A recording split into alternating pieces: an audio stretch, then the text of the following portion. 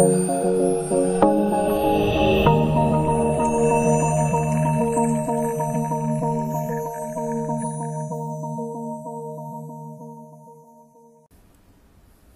selamat pagi, siang, sore, malam semuanya. Salam jumpa lagi. Kita ketemu di mata kuliah Kalkulus 2 ya. Setelah kemarin kita ketemu di mata kuliah Logika Informatika. Artinya Anda semua sudah semester 2 sekarang. Jadi saya ucapkan selamat. Nah, kemarin IPK-nya gimana? Bagus apa enggak? Orang kuliah itu IPK-nya harus minimal 3. Kalau IP kurang dari 3 itu berarti ada yang salah ya. Jadi usahakan kalau semester 1 nilainya minimal harus 3 lebih, semester 2 nilainya harus 3 lebih. Biar apa? Biar nanti semester ke depan banyak mata kuliah yang lebih susah lagi, itu Anda setidaknya sudah ada simpenan ya, ada simpenan nilai yang bisa digunakan untuk jaga-jaga, biar nanti kalau ada mata kuliah nilainya jelek ya setidaknya ini bisa nutupin gitu loh, ngerti ya? Dan kita ketemu di mata kuliah Kalkulus 2 ini adalah lanjutan dari mata kuliah Kalkulus 1. Kemarin Kalkulus 1 sudah ya, sama siapa, Pak Mak Rizal ya, atau Pak Beni ya. Nilainya pasti bagus-bagus, dan kalau nilainya bagus berarti Anda harusnya bisa mengerjakan mata kuliah Kalkulus 2 ini juga. Karena syarat dari Kalkulus 2 itu adalah Anda harus lulus mata kuliah Kalkulus 1. Nah, hari ini kita masih belum masuk kepada pokok bahasan. Kita baru ngomongin mengenai RPS, rencana pembelajaran ya, untuk pertemuan 1 sampai pertemuan 16 nanti. Nah, untuk pertemuan pertama hari ini kita ngomongin mengenai RPS-nya saja, apa yang mau kita bahas dalam satu semester ke depan. Dan juga kita ngomongin mengenai etika berbudi luhur ya. Kemudian minggu depan, minggu kedua, ketiga, 4, 5 kita akan mengulang mata kuliah Kalkulus 1 mengenai turunan ya, macam-macam turunan macam-macam lah ya, yang harusnya sih sudah Anda pelajari waktu kemarin di Kalkulus 1. Tidak tahu Anda bisa apa enggak, nah itu masalahnya. Tapi kalau Anda yang dapat harusnya easy lah, untuk ujian tengah semester harusnya sudah dapat 100 harusnya ya. Nah, untuk pertemuan ke-6 kita ngomongin mengenai aturan rantai nanti, turunan 3 fungsi. Kemudian ke pertemuan ke-7 kita ngomongin nilai ekstrim fungsi untuk 2 peubah aja. Yang ini nanti soal-soal ini nanti contoh soal, pembahasan segala macamnya ini nanti akan keluar di ujian tengah semester. Ya, jadi soal UTS itu nanti didapat dari pertemuan 2 sampai ke pertemuan ke-7. Enggak masalah ya, harusnya bisa semua lah. Kalkulus 1 kemarin kan gampang kan, bisa dapat A semua, harusnya Kalkulus 2 juga A lah, bisa lah, pastilah. Kemudian pertemuan ke-9 kita akan ngomongin mengenai integral. Pertemuan ke-9 ini pendahuluannya dulu. Kemudian pertemuan ke-10 sampai ke-13 ini kita ngomongin macam-macam dari integralnya. Pertemuan 14-15 kita menghitung luas dan volume. Kemudian pertemuan ke-16 kita langsung ujian akhir. Jadi itu pokok bahasan yang akan kita omongin nanti dari pertemuan 1 sampai pertemuan ke-16. Untuk buku yang dipakai itu masih sama dengan buku yang kemarin diberikan pada waktu Kalkulus 1 ya, sama. Kebetulan kita ada buku ajar ya yang dibikin oleh Pak Beni dan teman yang dari Jakarta itu. Ada ya bukunya, saya sertakan juga sepertinya di Google Drive, bisa Anda lihat. Atau Anda bisa mulai dari sekarang lihat-lihat di Google lah, Anda cari mengenai macam-macam turunan, mengenai aturan rantai. Ini kalau Anda masih belum paham ya, mengenai nilai ekstrim, fungsi 2 berubah ya. Ini dilihat, ini untuk bahan yang nanti di UTS. Kemudian untuk bahan di UAS itu kita mengenai integral dan seterusnya sampai pertemuan ke-15 ya. Itu pokok pembelajaran kita. Nanti Anda lihatlah, banyak di Google, banyak di YouTube penjelasan mengenai ini. Jadi saya harap Anda untuk mulai semester 2 harusnya Anda mulai serius lagi, harusnya mulai semangat lagi ya. Karena ke depan mata kuliahnya jauh lebih menantang lagi dan memerlukan apa ya namanya, rajin ya. Jadi mahasiswa itu jangan fokus gue kan udah pinter, nggak gitu juga. Yang penting rajinnya. Anda nggak tahu apa-apa itu biasa. Masalahnya dari nggak tahu apa-apa itu terus gimana caranya biar Anda bisa tetap semangat untuk belajar. Itu inti dari kuliah ya.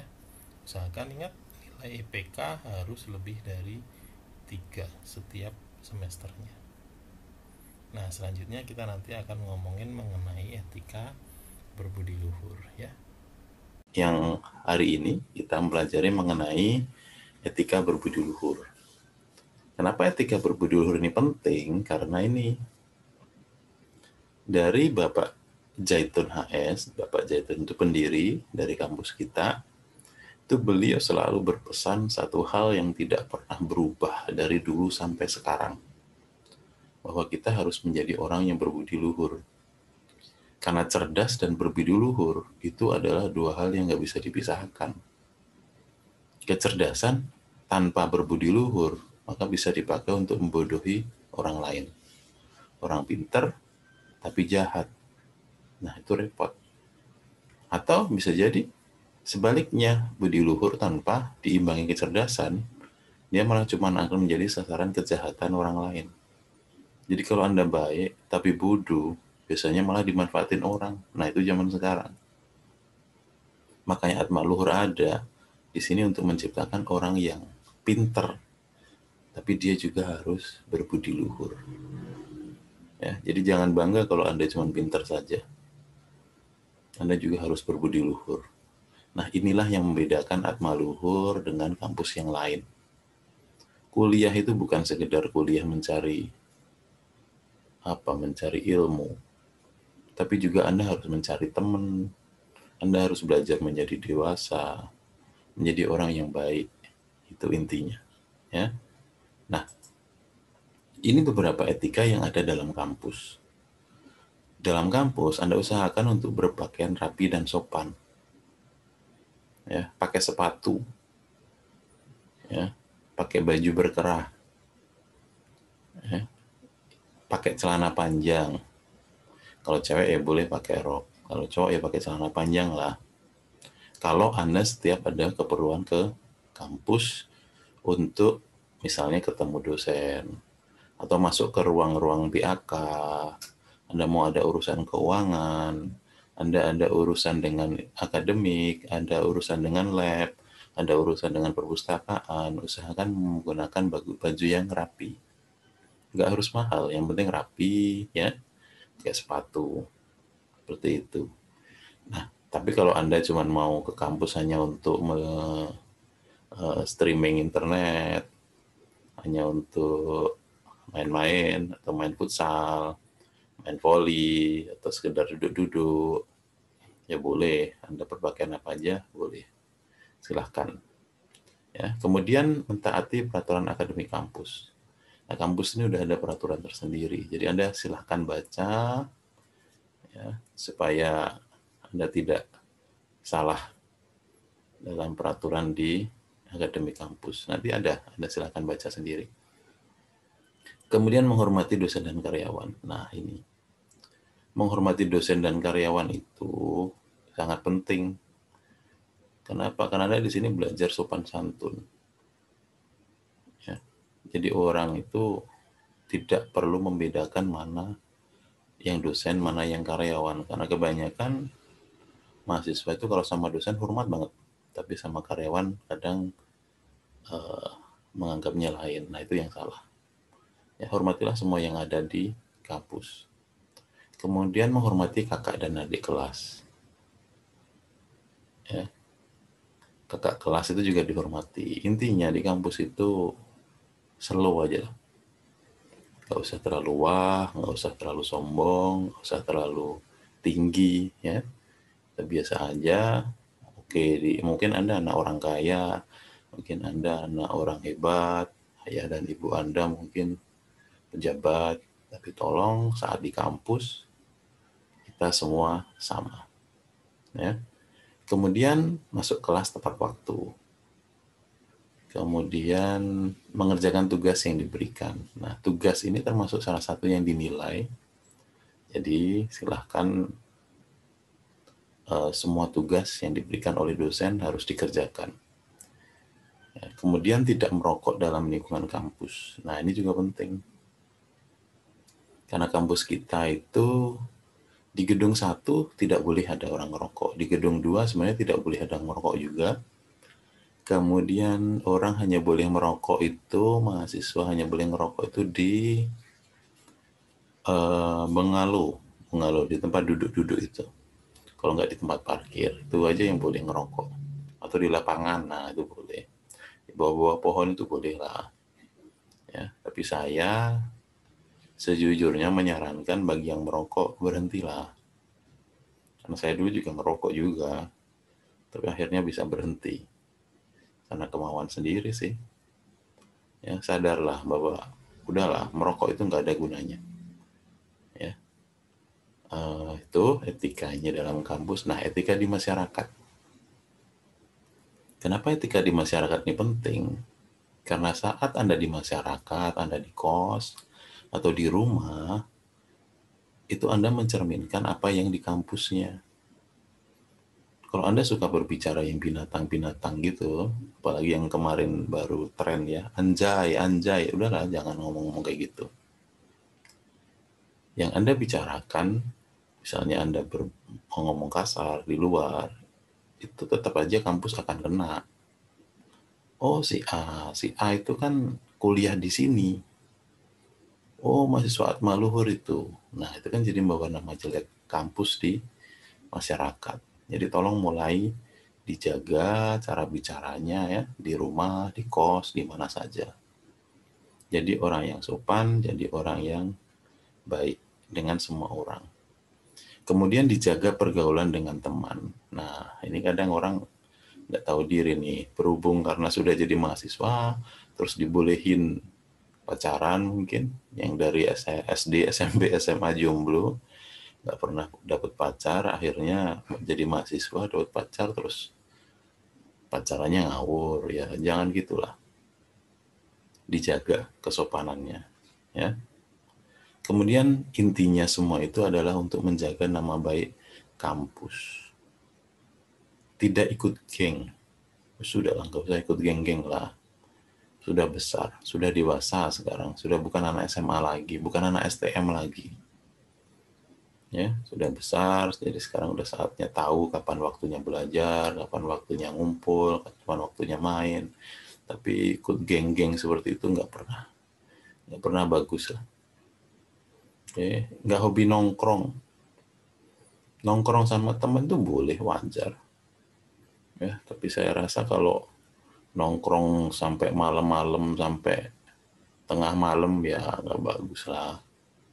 Ya, balik lagi, Anda akan selalu dilihat di luar sekarang. Itu anak Atma Luhur tuh kenapa suka nongkrong di lapangan Merdeka? Ya, seperti itu kan gak bagus kalau nongkrong sampai malam-malam. Ya, bolehlah nongkrong paling sampai jam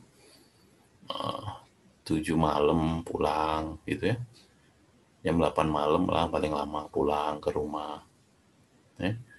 Jangan suka nongkrong sampai tengah malam lah. Kemudian tidak usah nyoba ngerokok atau narkoba. Ngerokok aja menurut saya sudah nggak bagus. Karena orang pasti ngelihatin. Apalagi sampai narkoba, sudahlah. Saya dulu mantan mantan kepala kemahasiswaan, saya pernah juga menjadi kaprodi, dan di semua peraturan menyebutkan bahwa mahasiswa yang ketahuan narkoba akan segera dikeluarkan dari kampus. Ingat ya, di semua peraturan di kampus ada menyebutkan bahwa mahasiswa yang terkena narkoba akan dikeluarkan dari kampus. Semester berapapun Anda. Jadi tolong jangan pernah nyoba narkoba. Oke, kemudian etika di media sosial. Nah, Anda ini kan sudah menjadi orang komputer nih ceritanya, karena Anda kuliah di Atmaluhur. Atmaluhur kan kampus komputer ya, jadi Anda akan sering dicap menjadi orang komputer. Jadi kalau orang yang punya komputer rusak, biasanya, mana nih orang Atmaluhurnya, suruh benerin, nah gitu kan. Jadi kasih contoh lah. Anda harusnya lebih mengerti mengenai media sosial dibandingkan teman-teman yang nggak kuliah di Atmaluhur. Jadi contoh, kasih contoh. Contoh yang baik di media sosial. Jangan menyebar sara. Sudahlah, nggak usah ikut politik-politik. Nggak usah ikut sama agama-agama. Semua agama itu bagus. Ya, orang Islam, ya belajar Islam yang benar.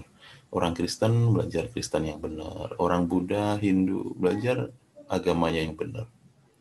Jangan membanding-bandingkan agama satu dengan agama orang lain. Ya, cukup menjadi diri kita yang baik saja, udah itu saja intinya ya.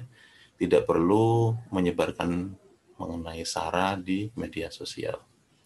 Kemudian tidak menyebarkan pornografi. Kalau Anda suka foto-foto yang agak-agak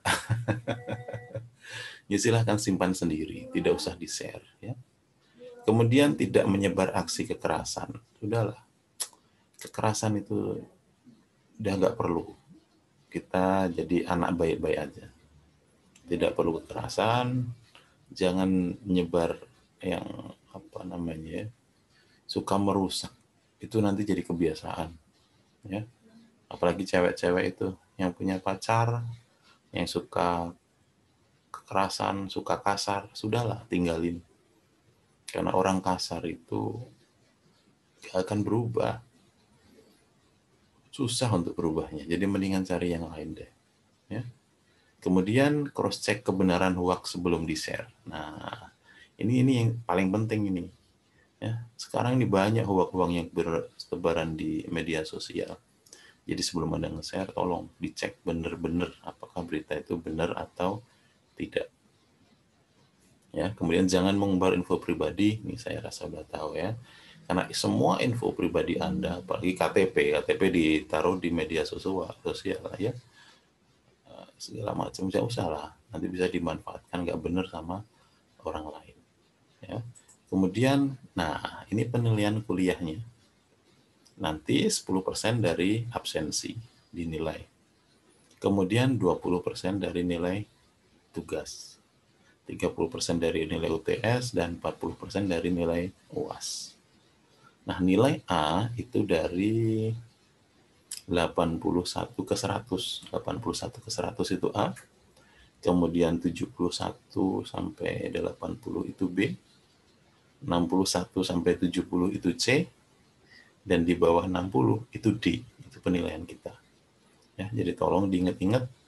Tapi nilai itu nanti akan diambil 10% dari absensi, 20% dari tugas, 30% dari nilai UTS, dan 40% dari nilai UAS. Nah, itu penilaian kita. Ya, jadi kalau di kuliah itu nilainya berupa grade. A, B, C, D. A, B, C itu lulus. Kalau nilai D itu nggak lulus. Ya. Kemudian yang perlu diingat lagi bahwa absensi itu Anda boleh tidak masuk maksimal 4 kali. Jadi kan kita 16 kali kuliah itu. Jadi maksimal Anda tidak masuk itu 4 kali. Kalau lebih dari 4 kali Anda tidak masuk, itu maka nilai absensi tidak ada dan nilai Anda dipastikan susah untuk lulusnya. Ya, kemudian nah, ini. Saat Anda menjadi Atmaluhur, mahasiswa Atmaluhur, Anda harus gabung di grup kampus. Ini Facebook kampusnya, Facebook kampus, itu ISB Atmaluhur Pangkal Pinang. Silahkan gabung. Karena semua berita akan ada di sini. Ya, berita kampus. Oke. Kemudian, nah ini untuk mahasiswa Prodi TI. Mahasiswa Prodi TI, Anda wajib gabung grup ini, grup Facebook ini. Prodi Teknik Informatika ISB Atmaluhur, silahkan dicari. Dan nanti semua berita mengenai Prodi TI akan ada di sini. Kemudian untuk grup Prodi SI, nah, Prodi Sistem Informasi SB Atmaluhur. Ini adalah grup Facebooknya, jadi silahkan Anda gabung juga di sini, ya. Kemudian, nah, ada satu lagi yang Anda harus gabung itu yaitu ISB Atmaluhur TV. Itu grup Facebook, grup YouTube, ya, ISB Atmaluhur TV. Terus silahkan gabung, silahkan subscribe, dan perkuliahan Anda harus memberikan komentar di situ, ya, karena kebanyakan dosen akan meminta mahasiswanya untuk memberikan komentar di setiap video pembelajarannya, termasuk saya, ya. Jadi habis ini silahkan Anda memberikan komentar, di subscribe ISB Atmaluhur TV dan memberikan komentar pada video ini.